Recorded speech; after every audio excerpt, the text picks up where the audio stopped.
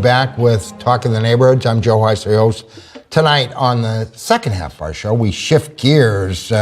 Always love to have authors that certainly take up topics of interest to the broader community. Tonight, I'm very pleased to have joining me a first-time author from Charlestown. Kathleen Urquhart joins us to talk about her new book. It's called Pigtails and Potter's Field, and it's just out and available. We'll give you more of the details on how to get it, but I want to welcome Kathleen to the set. And thanks so much for coming in and joining us. All right, tell us about Pigtails and Potter's Field, and I think those that watched the trailer there got a sense, but tell us what it's about, first of all. Well, the short version that I give people is that it's about an Irish family and their struggle to overcome a devastating betrayal. A little bit longer explanation is that it very poignantly takes on a very timely and relevant topic that is facing our world today, and I consider it a crime against humanity. It has to do with sexual abuse. I think one of the key draws, if you will, of this book is the reader's ability to identify with the characters so quickly, almost immediately, because they can see part of themselves in that. Well, and interestingly enough, it touches not only on Boston, but Ireland, of course, this being perhaps the most Irish American city in America, of course, is a part of it. But what was the impetus when you talk about anything and some disturbing and detail in terms of incest, child sexual abuse, that kind of thing. Now we've, of course, with all the news that has come out around church scandal and various other scandals, but what was the impetus for you? How did you come up with this? It is a work of fiction, I should say. It is. But I think the genre is realistic fiction. Absolutely. Yeah. Yes. So how did you come up? What was the impetus for it? How did you come up with the idea for this? Well, I think in any really good story, there has to be elements of truth. And in my situation, we had a family member who... Your family? Yes. Who, for years, attempted these type of acts. I was fortunate in that I was the older child and I was able to get away. But other family members were not as fortunate and suffered for years and terribly at the hands of this individual. It was, it's difficult because you want people to relate to your story, but you also want to be sensitive to your family members who, had no idea that this person was the way that they were. And so I tried to maintain a balance there and not talk too much to the point that, it would be insensitive to them. Right. And I'm learning how to find that as I go out with this book. Protect the innocent that are involved in it. Yes. But, that had to be difficult, though. And this is your first book, so how long did it take you to write this book? Oh, gosh, well over a decade. Yes. Well over a decade. Yeah. But, life happens, and the nice thing about it, I used to be embarrassed when I would say that it took that long to write, and even longer, actually, probably closer to 12 or 13 years. Yeah. But I evolved with the characters. The way that What do you mean? Well, the way that I would have written a character a dozen years ago, I have a different perspective on it now.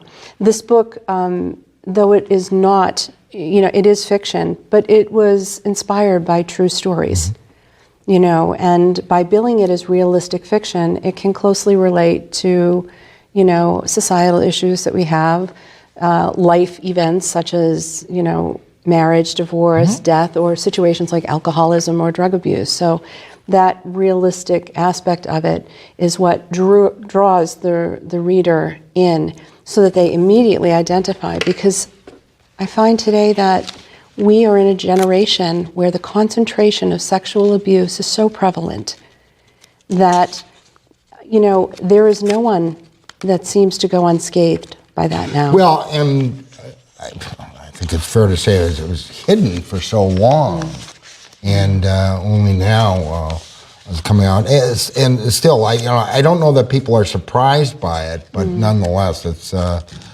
deeply disturbing. I want to read some of the reviews here, and this by various people, but just for our readers' edification, our viewers' edification.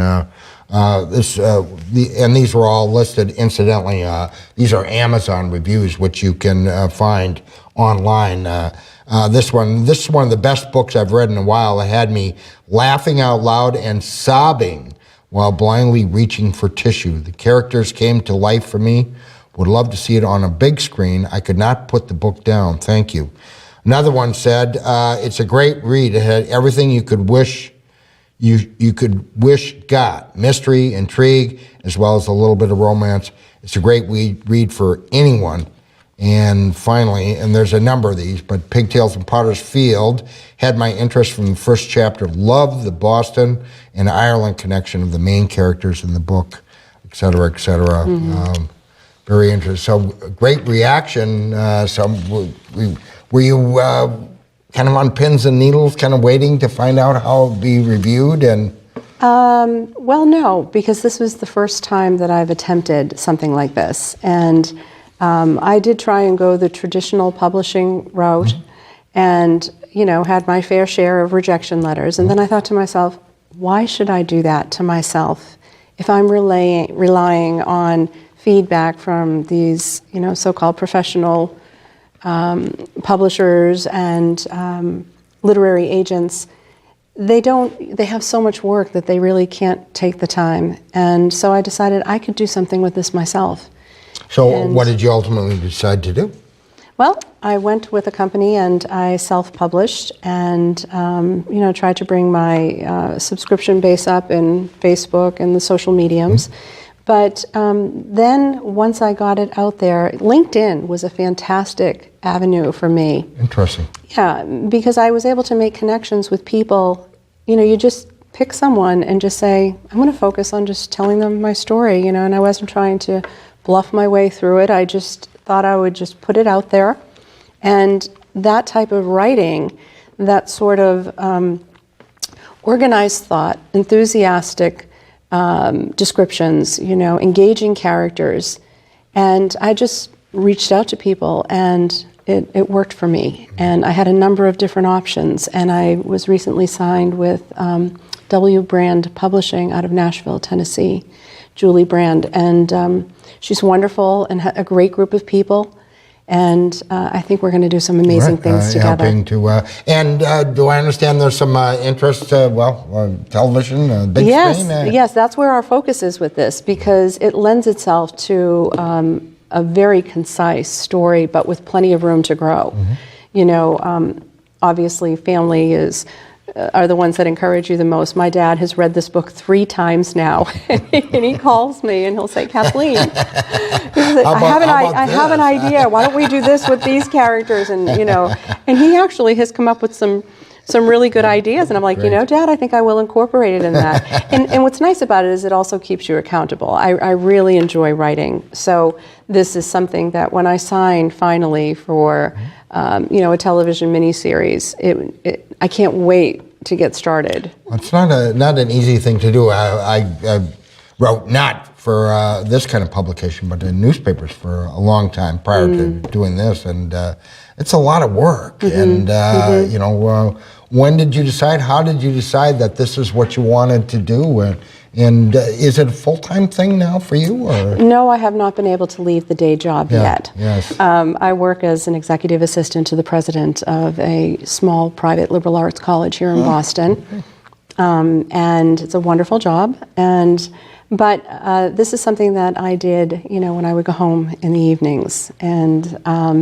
But what spurred me on was seeing the effect that it had on various family members.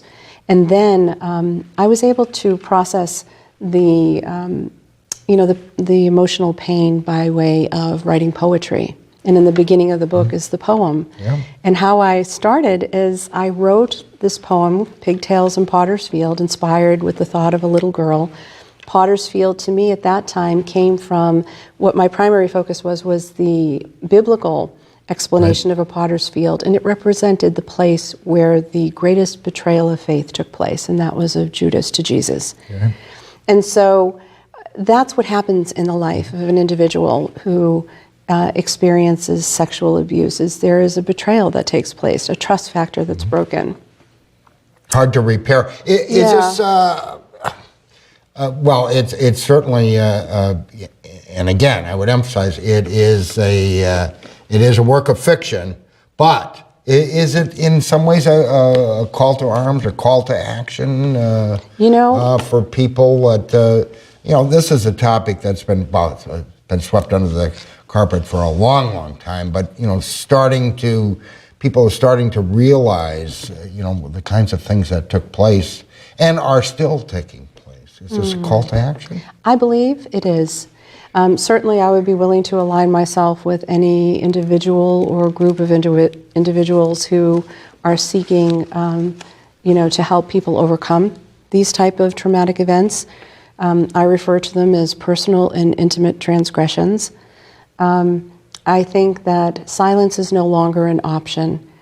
Silence is what has caused so many people to force it inward, and then the outward manifestations always result in some sort of perhaps addictive or self-destructive behavior. How do you portray the abuse in the book? Because it's, it's no matter how you slice it, it's a dicey topic, and it presented in the wrong way, it can be taken the wrong way too. Right. Rather than salacious details type. Nonetheless, to make it realistic, you have to offer some level of detail. So exactly. How did you deal with that? Well, I came about it from the perspective of what the child was thinking at the time that it was happening. I did try to keep a very fine line of respecting, the individual, even though they were characters that I made up. There is a level of respect and dignity that you want to give to the victim, but you also want to highlight and draw attention, not so much to the physical abuse itself, but to what's going on in the mind of the perpetrator. Right. Yes, and how the victims ultimately, and hopefully they do in the book, overcome. This kind of abuse. How did you do that? Well, because I had a lot of feedback from family and friends and study, I spent a number of years studying psychological cases of this, actually having to read books that got you inside the mind of a pedophile, and it's not a place that you want to linger, I can tell you that much. But, hurt people, and it's cyclical. It tends to be cyclical. And I found that by understanding where the victims and where the perpetrators were coming from, it made it a little bit easier to be able to draw our attention to the plights of both people. Safe boundaries obviously have to be maintained, but I think that, I was able to come at it more from the perspective of what the child was thinking at that time. So, and I think that was what was so heart-wrenching for many people, knowing that what the child was thinking at the time. Based on that, and of course every case is different, but is it hard for victims to ever trust again, to establish normal, so-called normal relationships, which can sometimes be rocky as well. But what did your research show you? Well, I think that we go back to the whole understanding of not remaining silent, not keeping it to yourself. Chances are, when you speak about it to somebody, they're going to be able to relate, because again, like I said, the concentration in this generation of abuse is so widespread that many people can relate to it, either directly or indirectly. Nobody seems to escape from this today. So, I find that I mean, are there uplifting moments in the story? Sure. Oh, sure. Yes, there are great, wonderful moments where I don't want you to give it away because we want those that are interested to read it as well. Again, the book is called Pigtails in Potter's Field, and the author Kathleen Urquhart is here with us. But how do you weave that together to make it? Because obviously, from the reviews, people have loved it. But how do you do that?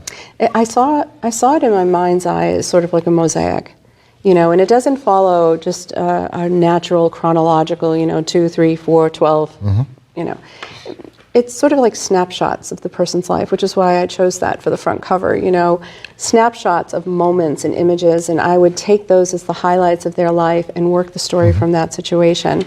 And it just worked. It blended. And the character development is something that I have been complimented on quite a bit, because it takes a very complex,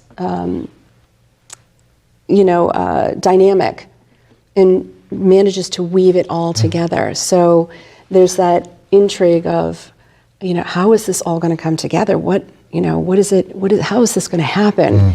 But it does, and it blends. And again, the storyline, the family, at least, is it more than one family that is following, or is it mainly one family? It's mainly one family. There are a few others. And they come from Ireland to Boston? Is that the...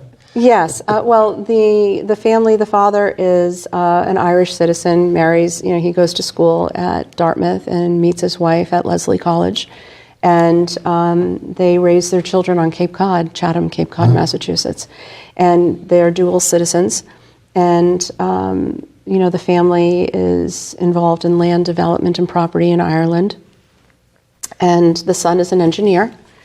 And, so the characters, the main characters are, fairly well off, but they worked hard for that. And that ethic is woven throughout. They're not an Irish family that take anything for granted. They know where they've come from, and they know where they're going, and they take the steps to ensure But in terms of the storyline, what plays out most prominently?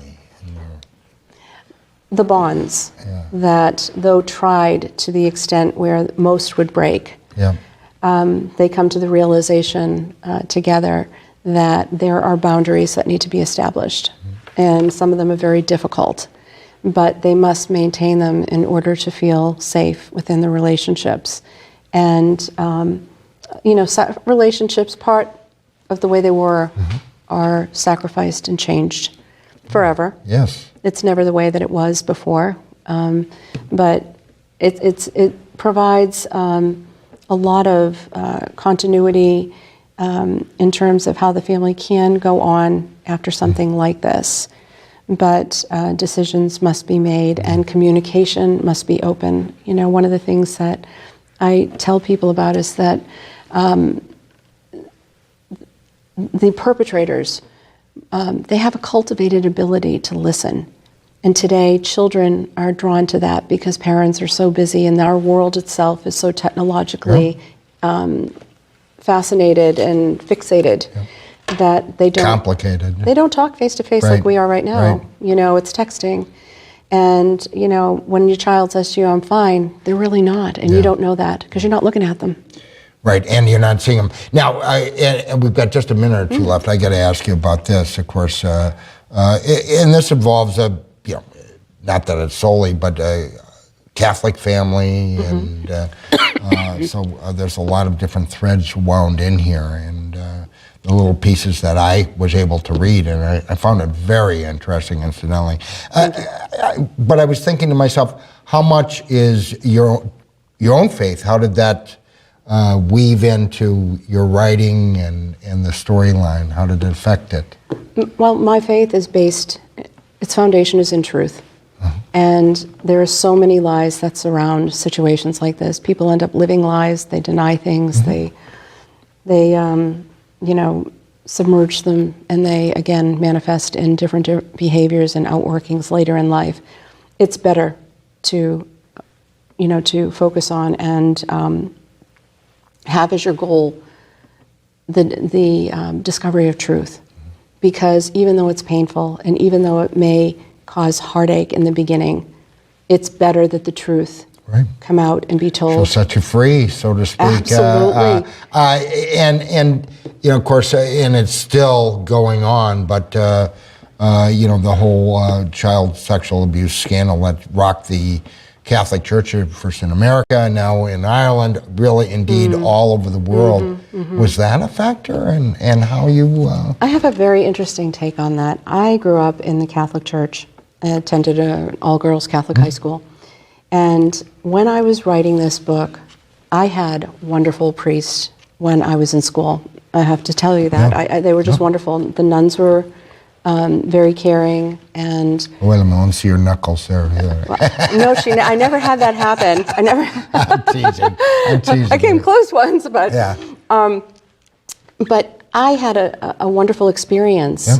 And, I wanted people to understand. There is an antagonist in the story. Obviously, there is a priest who is a wonderful man of God, true to his calling, and would give his life for the flock, for the church, and one who is very close with the Callahan family in my book. But obviously there's always an antagonist too. So there's a rogue pedophile priest from Ireland whose abuse ripples across one ocean and 2 generations. But I had this interesting epiphany as I was writing the book, and that is, if there's another message that I could put forth in this world, because we are so desperately in need of having a sure foundation, I don't want people pulling away from their faith because painted with a wide brush is the statement that all priests are pedophiles. Right. Nothing could be further from the truth.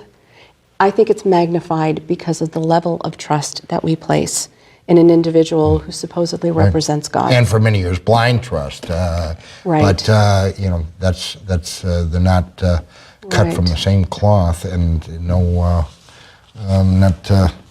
making light of anything there. But again, for our viewers, if you're wondering, the book is called Pigtails and Potter's Field.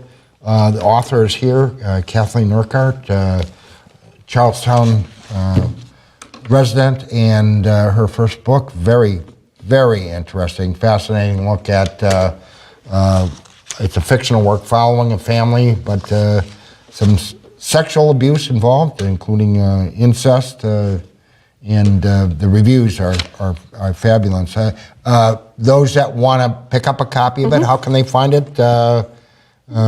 It's nicely done and nice cover. And where can they buy it, or where can they find it? It's available on Amazon.com. Yep. It's also available on Barnes & Noble. And if you would like to explore my website, www, say that 3 times fast. Yes, I'm no kidding, right? Urquhart.com. Right. I offer autographed copies that I sign and I can mail out to them. Right. One of the things I do want to clarify, though, it's not about incest. It's about sexual abuse. Sexual abuse, and, I mean, that's another form, obviously, but that's not in that storyline. Right. So. Very good. Thank you so much for coming in and joining us. I appreciate it. It's a pleasure. I enjoyed talking with you again. One last time, the book Pigtails and Potter's Field, Kathleen Urquhart, and you can find it at Amazon or on her website, kurquhart.com. And thanks again for joining us. Thank you. Unfortunately, we're out of time for tonight. You've been watching Talk of the Neighborhoods. We're here tonight and every Thursday night at the same time. Until next week, for the entire staff and crew here at BNN, I'm Joe Heisler, your host. Thank you for watching. Have a pleasant evening. Good night.